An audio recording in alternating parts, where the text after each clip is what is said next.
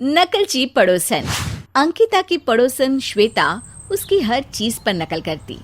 अरे श्वेता, आओ आओ, कैसे आना हुआ? अरे भाई मिठाई खाओ, हमने आज ही अपने घर में एसी लगवाया है। अरे यार, लेकिन एसी का तो बड़ा बिल आता है ना। हाँ यार, लेकिन गर्मी इतनी है तो क्या करे। ये भी है।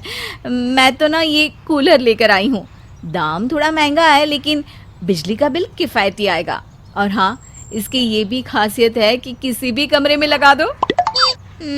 बात तो तुम ठीक कह रही हो अंकिता। और पता है, ये ब्रांड भी नया आया है बाजार में। फिर श्वेता की मिठाई उसी को खिलाते हुए कहती है, ये मिठाई तू खा अब कूलर की खुशी में। श्वेता घर आ जाती है और पति से कहती है, ए जी, मुझे ये एसी नहीं बल्कि कूलर चाहिए, वो भी उस कंपनी का जो अंकिता के घर लगा है। क्या पागल हो गई हो? अरे दुनिया एसी लगवाती है और तुम कूलर क्यों भला? क्योंकि कूलर को हम किसी भी कमरे में ले जा सकते हैं, उससे बिल भी तो कम आएगा। और तुम अपना मुंह बंद रखो। श्वेता नाराज हो जाती है और ना चाहते हुए भी पति को अपना नया एसी सेलिंग साइट में डालना पड़ता है। अगले दिन, अरे अंकिता, ये ले मिठाई खा। अरे वाह, तेरा घर तो शिमला बना हुआ है, इतनी ठंडी हवा।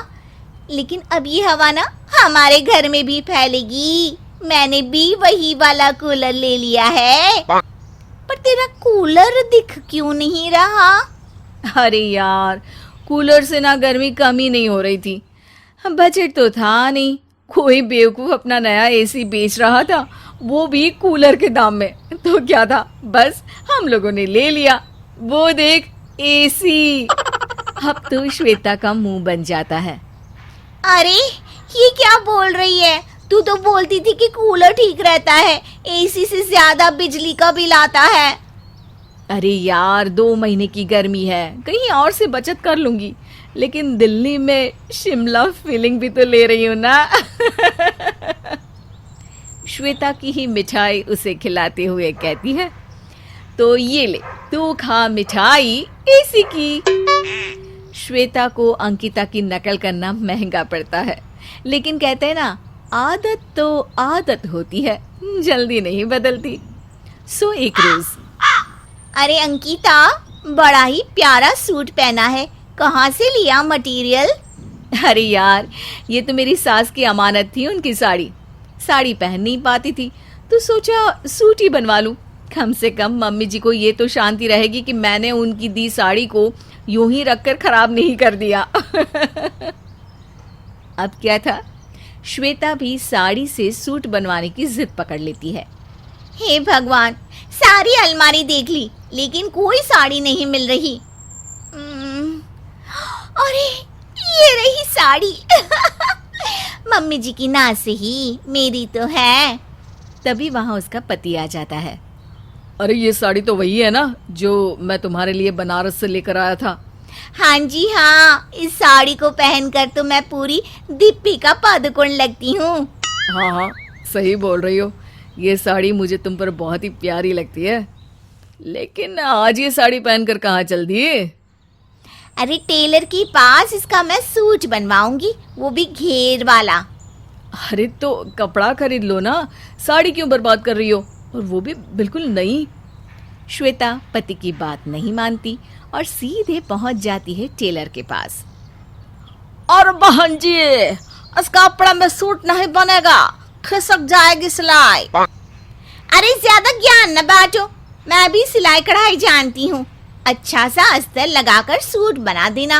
और हाँ, हमारे सोसाइटी की दिवाली पार्टी है शनिवार को, तो तुम मुझे ये सूट शुक्रवार को किसी भी हालत में दे देना, ठीक है? अब क्या था, पार्टी में श्वेता पहुंचती है और वो भी साड़ी का सूट पहनकर। अरे इतनी प्यारी साड़ी थी तेरी, उसका सूट बनवा लिया? अरे हाँ, वो मन किया तो बनवा लिया। अरे मन किया या फिर देखा देखी? श्वेता को गुस्सा आ जाता है। अरे देखा देखी क्यों? क्या मुझ में अकल नहीं है? क्या मैं फैशन सेंस नहीं रखती? तभी अंकिता के साथ खड़ी गीता बोल पड़ती है, लेकिन श्वेता, ये तो बनारसी कपड़ा है, इसका सूट बहुत ही सावधानी से पहनना, सिलाई ना बहुत जल्दी खिसकती है। लेकिन श्वेता कहाँ किसी की बात मानने वाली थी। वो जैसे ही शेखी भगाने के लिए हाथ उठाती है, जोर से सूट के फटने की आवाज आती है। चर्र। अब तो वहां खड़ी सारी औरतें हंसने लगती है। श्वेता भागकर सीधे अपने घर जाती है और रोने लगती है। मैं ये नहीं समझ पा रहा हूँ कि जब पार्टी में तुम इसे साड़ी की तरह पहन सकती थी तो सूट क्यों बनवाया? नकल करके मैंने अंकिता की नकल की, जो कि मेरे लिए परेशानी का कारण बन गई। अरे अच्छी खासी साड़ी को मैंने बर्बाद कर दिया और सबके सामने खुद की हंसी भी उड़वा ली। चलो अब रोना बंद करो, कोई बात नहीं। अब से नकल मत करना, क्योंकि नकल वो लोग करते हैं जिन्हें अकल नहीं होती। तुम तो मेरी पढ़ी लिखी प्यारी सी बीवी हो, है ना? पति के मुंह से तारीफ सुनकर श्वेता खुश हो जाती है और कभी नकल ना करने की कसम खाती है।